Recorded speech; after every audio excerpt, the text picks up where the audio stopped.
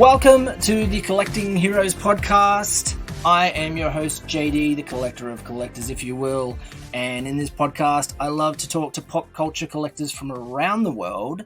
And today, my guest, who I believe would probably be one with the Force, is a special collector called Jorge from Marvelous Collectibles and Entertainment. Jorge, thank you very much for being on the podcast today.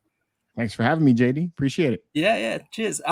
So Marvelous Collectibles and Entertainment, or MCE as the channel is also known. Tell me a little bit quickly about that. How did you come to create the YouTube channel? I know you run that with Seth, I believe is the partner on there. Yeah. How did you guys come to collect? Did you start the YouTube channel? Did you start it together, or how did that I started the YouTube channel? I started the YouTube channel as Marvelous Statues, and it was intended to be a statue channel. That was what I was heavily into collecting at the time. I had a bunch of video game statues that I get through the exclusive video games. So I had this small collection of these smaller scale statues, and my wife comes home one day. She sells fine art. She sells like pop culture art and contemporary art, right? So she sees my collection and she tells me that you're collecting toys. I start laughing. So she's like, I'm going to get you a statue. So she introduces me to Sideshow, and she buys the Darth Vader Mythos statue at the time. It was what was available. Yes. So she picks up the statue, and then I get this huge statue, and I was like, this is cool, and I was like, okay. So I start selling off all of my other little ones, and I start picking up the bigger statues now. And then at the time, I was watching Maddox Collector and a couple of these other guys that collect statues, and they stopped doing statue reviews. And I thought, I'm not the most sociable person, and I'm not the most outward person. So, I wanted to get a little bit more out there. Let me try making this video thing. So I'm in Texas on work, and then I start developing the logo for Marvelous Statues, which had this like intro similar to the Marvel intro, with the comic books flipping and all that stuff. Yeah. So I had it come out like that, but it was flipping images of statues, and then it came up to Marvelous Statues. That's so my brother and my friends see this, and they're like, man, that's really neat, and I shoot my first video, and at the first video, if you ever go back and watch it, it's pretty bad. I look like Sheldon a little bit, Fun with Flags. Yeah. I'm very like nervous. But the intro was cool. My brother felt like there was a lot of potential there, so he thought, we'll keep trying at this, and it started to get a little bit better.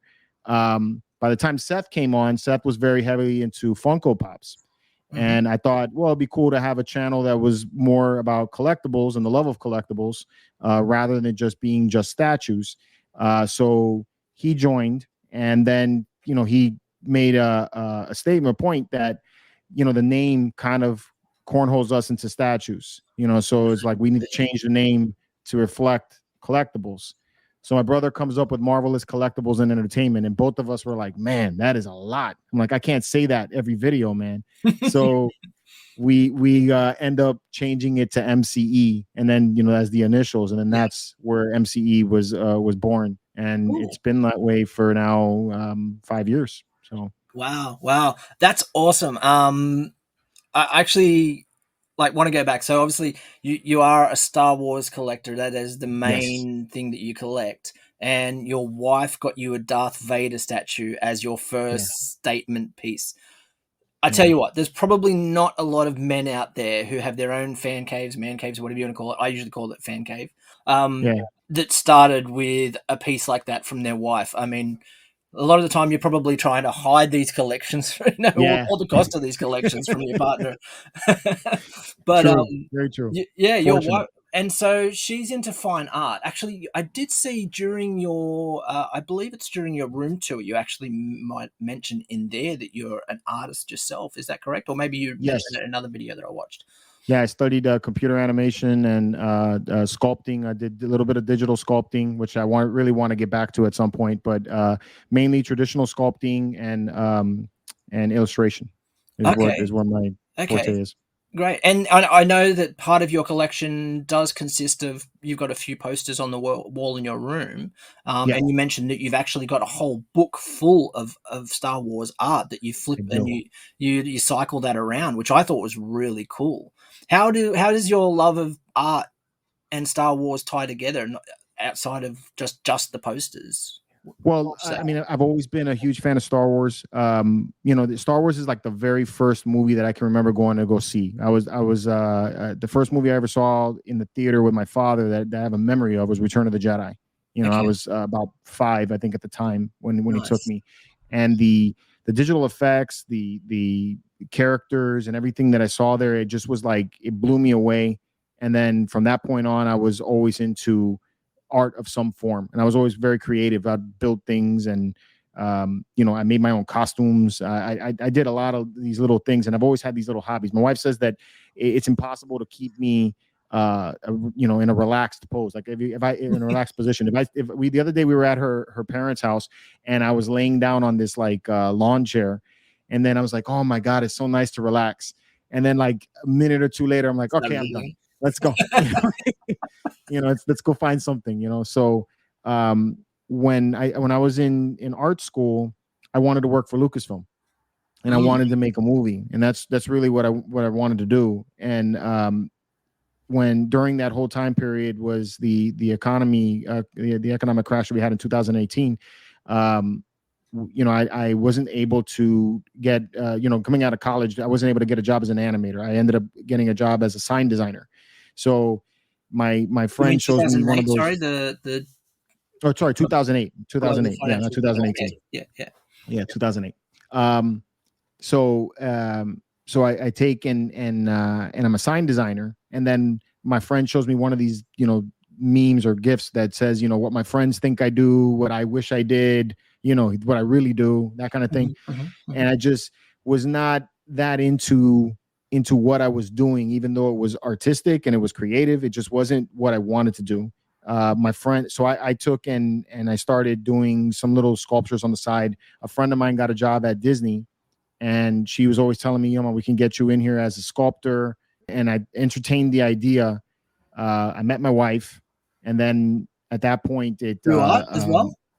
no, not through art. I met my wife through a friend, Okay. and I fell in love with her, and we moved in together. And obviously, we wanted to have kids and all that. So my goals kind of changed in that I was more of the provider and trying to provide for my family. Needed insurance, and it Mhm. needed some more realistic goals than going to work at Disney. So I do my daytime job, which is my Clark Kent job, which is going to work as an IT guy. And then Yeah, when this opportunity came up to do these YouTube videos, I felt like this is a way for me to be, close to the stuff that I love, the art and the sculpting and all that. But then still be able to do the stuff I need to do for my family. So I do this in the evenings, and it keeps, and it's like a getaway, and it gets me, it kind of centers me a little bit. that's So awesome. I really love it. I really love the art of it all, and it inspires me. It gets me, wanting to do or try different things. And like I just got finished painting a 1-to-1 scale Millennium Falcon, not a life size, but 1-to-1 scale to the model that was used in the film. First time I've ever done airbrushing in my life, and a lot of people love it. I love it. I think it came out really awesome. And they were like, man, it looks professional. And I was like, thank you. And I did just that confirmation from Sense of people that they pride that as they like well. it. Yeah, it makes me feel so good. And I just like, damn, this is why I like doing this. It's because I'm around people that like it too, and it's fun. So That's awesome. Well, I mean, yeah, I definitely can understand it's probably not a one-of-one scale, because you would definitely need a yeah, large backyard for that. And a much bigger airbrush, I'm sure, as well. yeah, yeah, But definitely. that's really cool. I mean, look, the statue part, obviously you said like 5 years now you've been really running the channel, and that was how long before that was that your wife gave you your first statue? It was a year before that when she gave me the first statue. Okay, so about 6 years now that you've been collecting statues. Statues, yes. Okay, all right. Your room that you have as well. So, for people listening, if you go and actually watch the videos of George, you'll actually see he's got a very unique custom room that he's sort of designed to display his statues and his different pieces in as well. And I love the background. Tell me a bit about the background as well. Describe it to people so that they can So know.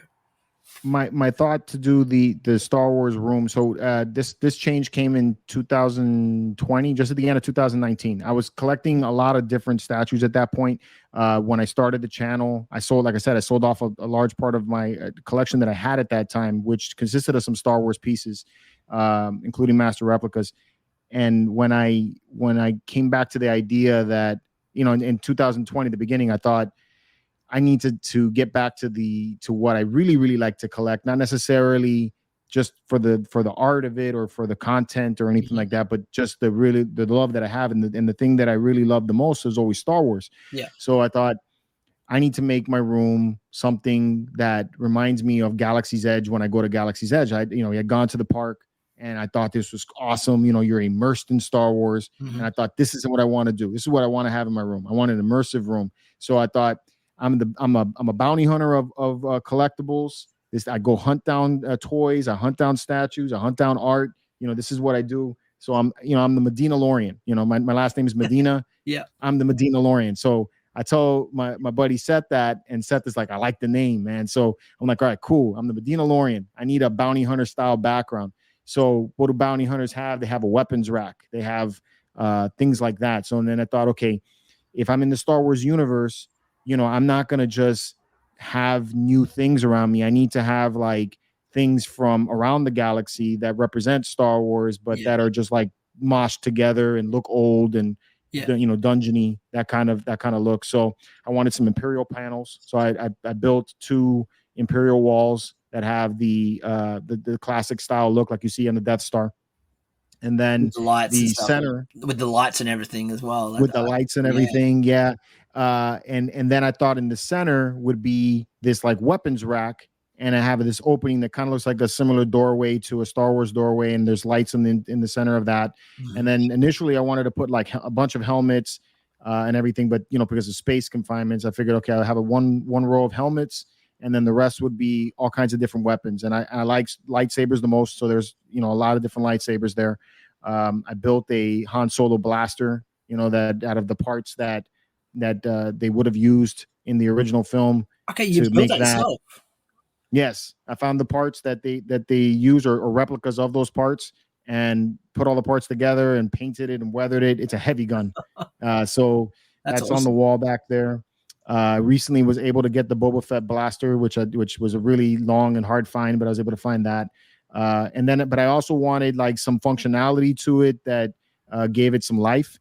So I taught myself how to build, how to use an Arduino board, and I programmed lights to flicker and blink when they're supposed to, mm-hmm. or at random. I made a panel with exposed wiring in there that has a flickering light effect, like there's like a wire that's flickering inside of the hole. Yeah. So I really wanted to give it some life.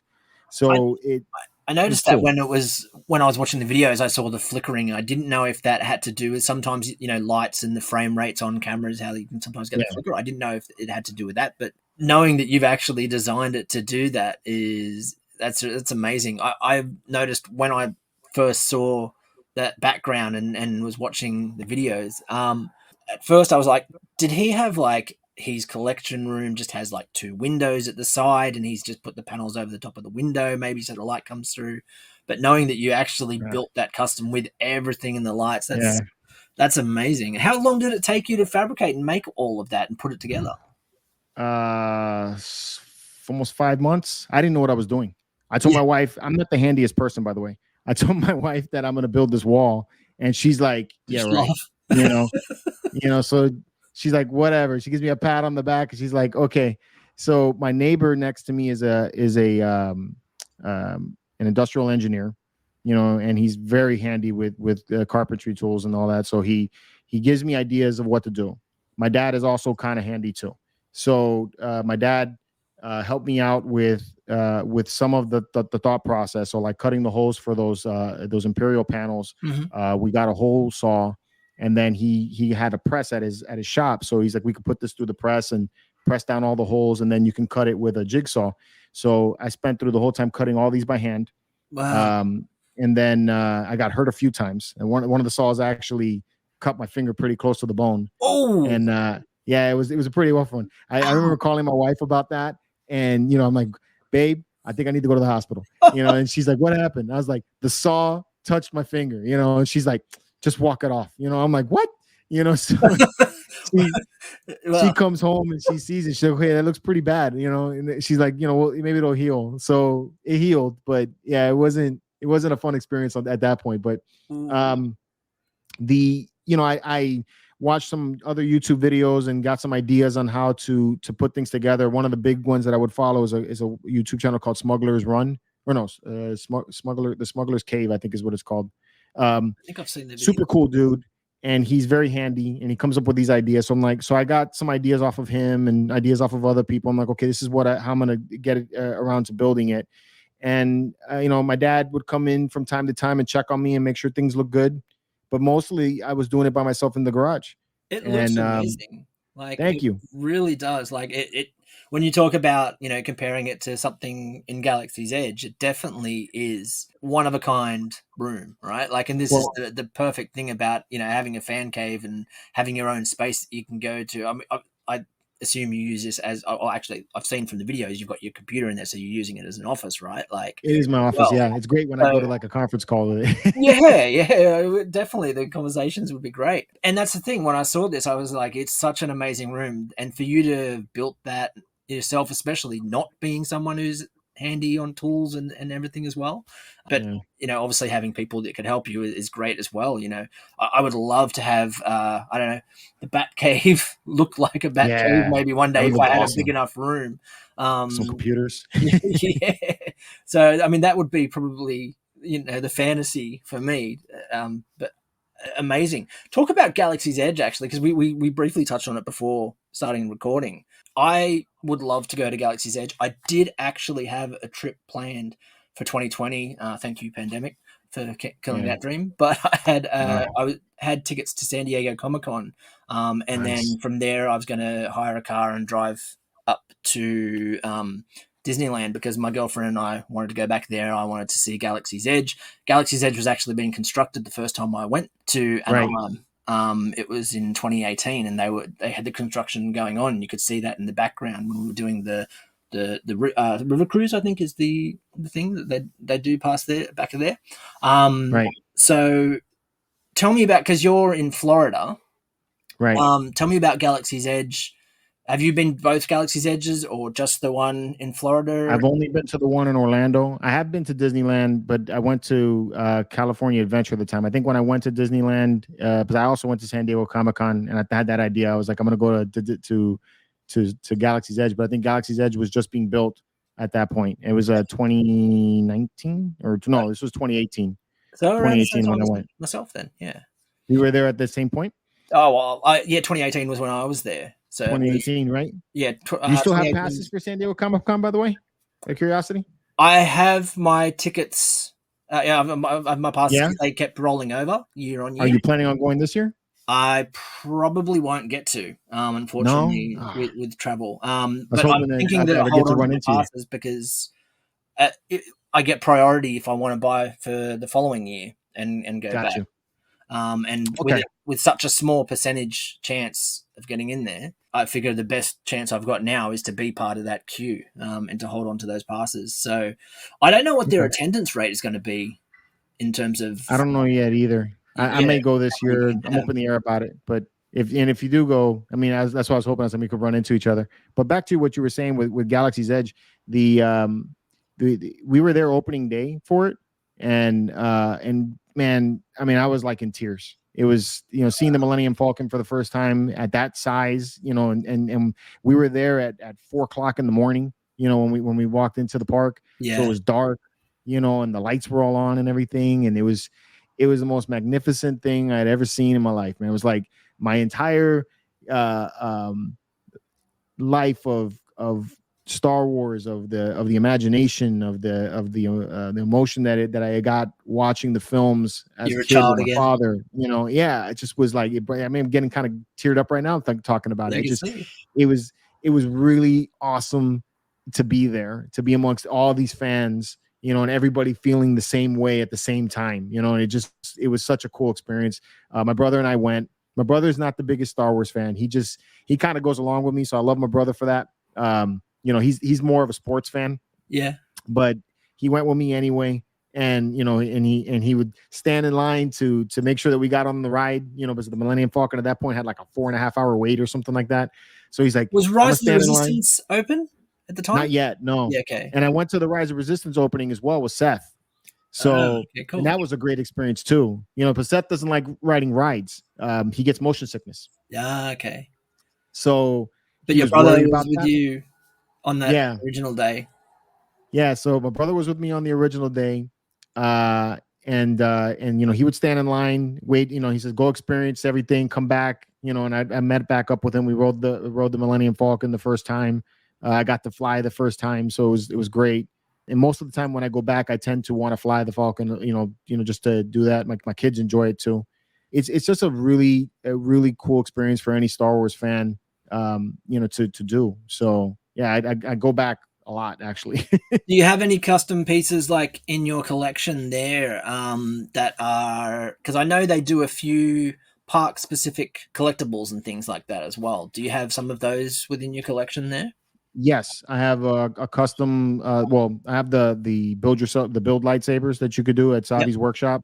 I've done that about 6 different times. So every time I went, I would gather different parts and then build a unique lightsaber out of that. So I that's what I did from that.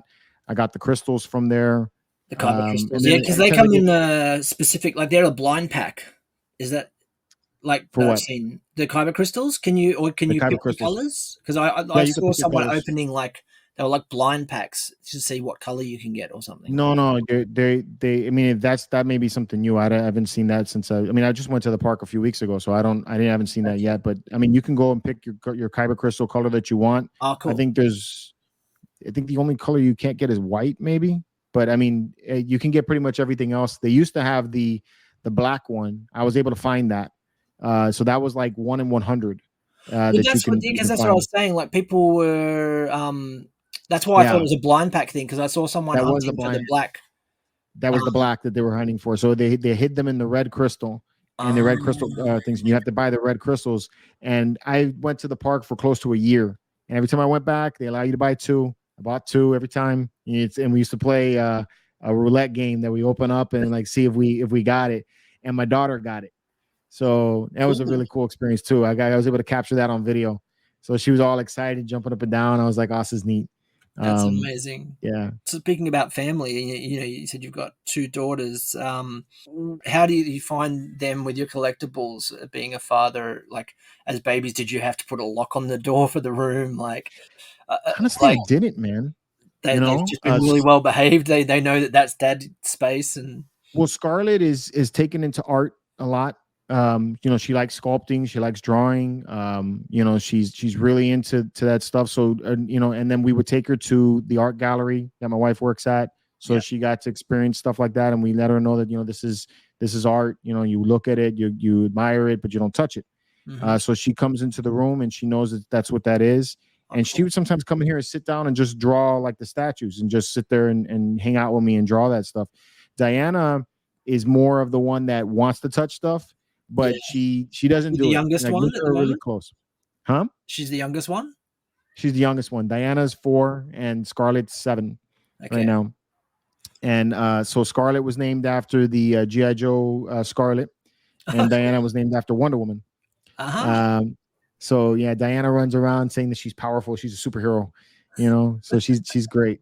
The both of them have their stuff that they do. So Diana hasn't taken into art itself, but she likes the idea of the statues and all that. And she admires it. And the 2 of them have their own little collection. So they got these little statues and little things that they do, and they put their stuff up on the wall. Scarlett's really into Lego at the time, at the moment, so she builds stuff and she helps her sister build the stuff, and then they display it.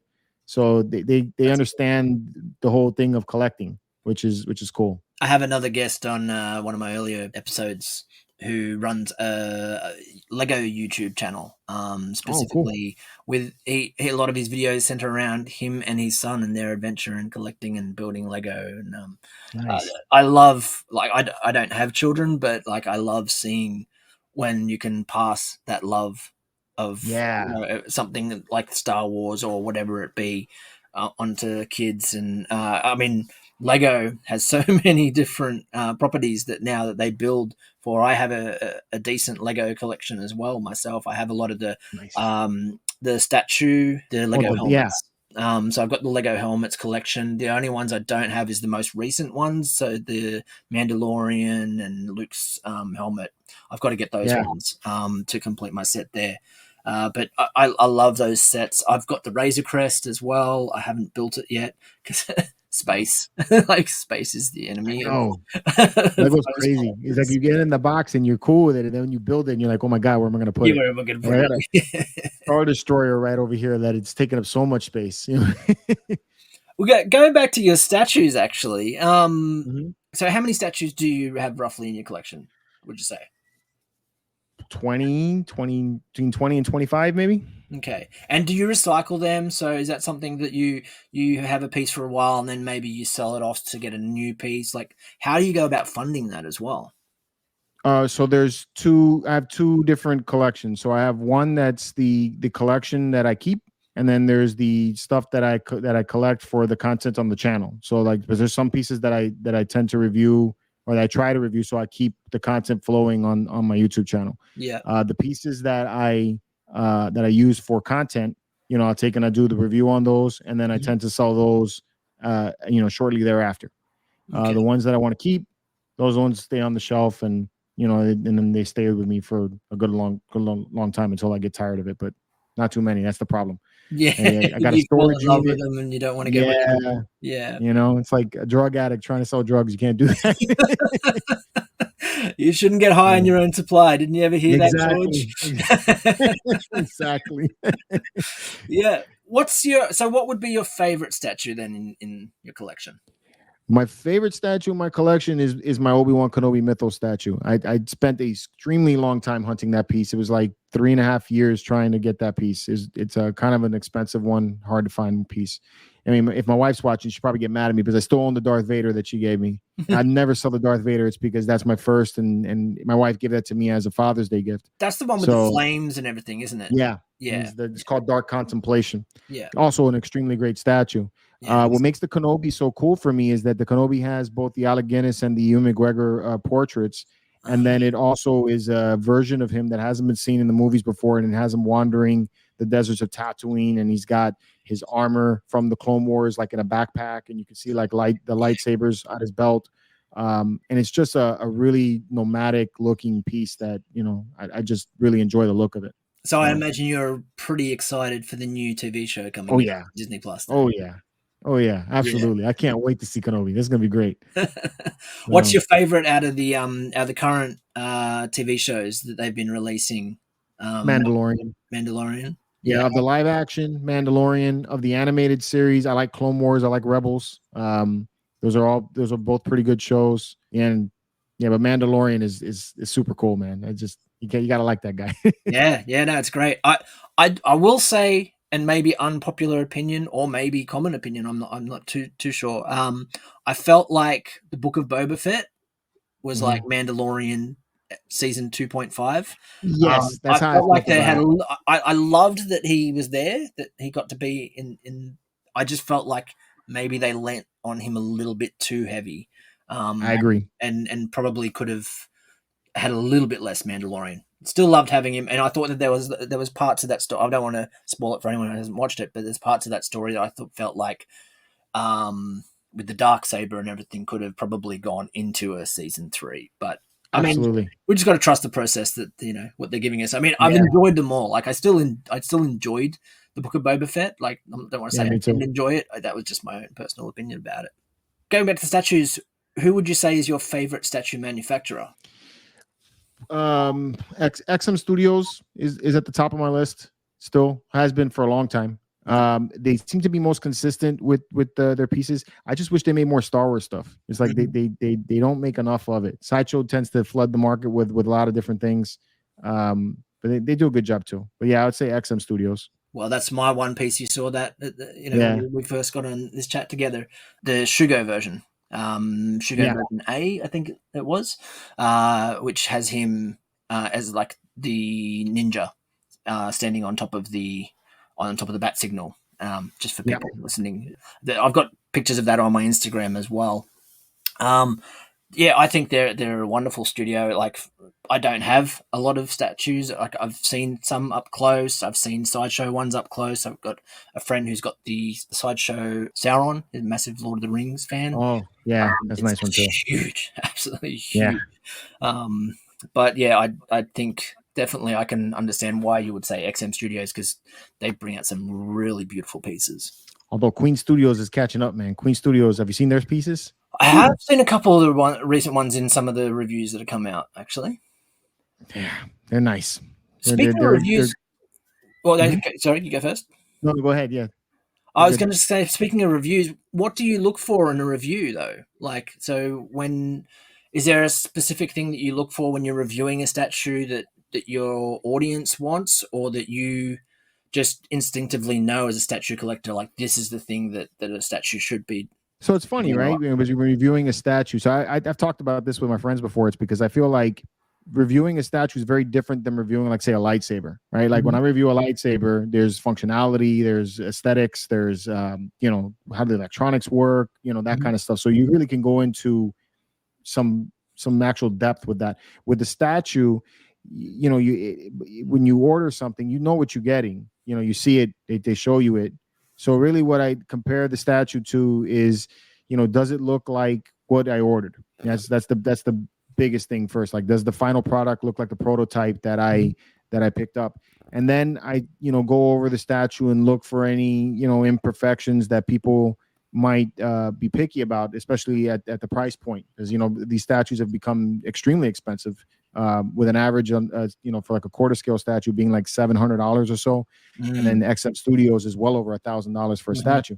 So when you're spending that kind of money, you tend to be very picky.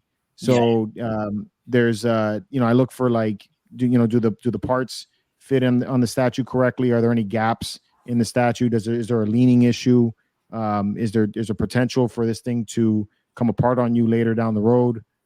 Those are kind of things that I try to glance at, and I try to be as honest as I can when I do the review, and let you guys know, that these things exist, so that way, if you do decide to spend your money on this, you know what you're buying. Great. Those are all good points. I mean, you have obviously reviewed quite a few, and you own quite a few, so it's good to know what you look for. So I want to sort of wrap this up now, and I really loved having you on the show. Before I let you go, though, just wanted to sort of let you plug your different socials and your channel. Where can people find you? So a lot of different places. I wish I had a common name for all my spots that I go, because everything has a different name.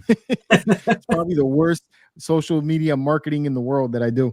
So the MCE channel is the main YouTube channel, and you're mostly going to find Seth on that channel, and I come in there every now and then for a statue review. I do a lot of the editing behind the scenes for that particular channel. Where I hang out the most is the Hyperdrive, and the Hyperdrive is a Star Wars focused channel. I do nothing but Star Wars on there. So we talk about the TV shows, the movies. We talk about collectibles from all kinds of different avenues. So, Black Series, Hasbro, statues, Hot Toys. We kind of mix it in there, lightsabers. So there's a lot of different things for Star Wars collectors there. If you're following me on Instagram, I'm the Marvelous Knight on Instagram. I also have Marvelous Statues, and that's the main statue page. And on that one, you're going to see a lot of different digital art, digital sculptures, statues that are coming out. That's what you're going to see on that channel. On my particular page, The Marvelous Knight, what you're going to see on that page is my collecting and just my overall, crazy, goofy life. And TikTok, I'm known as the Medinalorian. And on TikTok, what you'll find there is my builds. I do a lot of modeling and painting, and my projects that I do. as well as some other crazy stuff. So you'll get that from there. And that's about where you can find me. Facebook, I'm on there too, but on Facebook we have our own group which is called the Marvelous Knights, and there we just a bunch of collectors hanging out and jamming about collectibles. So Perfect. Oh well, I recommend everyone to go and check that out. I'll actually probably get you to send me some of those links, and I'll include them in the show description as well, so that people can go check them out.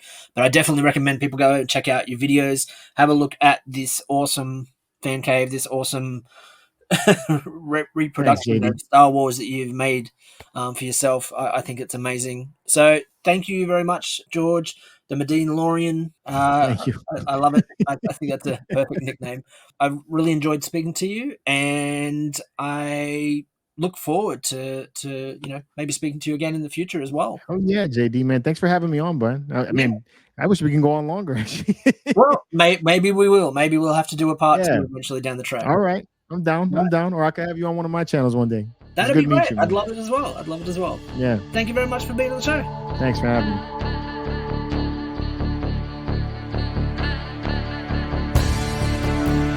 If you liked the episode, please consider following or subscribing wherever you listen to your podcasts. You can also join me on Instagram at Collecting Heroes, where you can see photos of the collections of people that I'm talking to, as well as some of my own.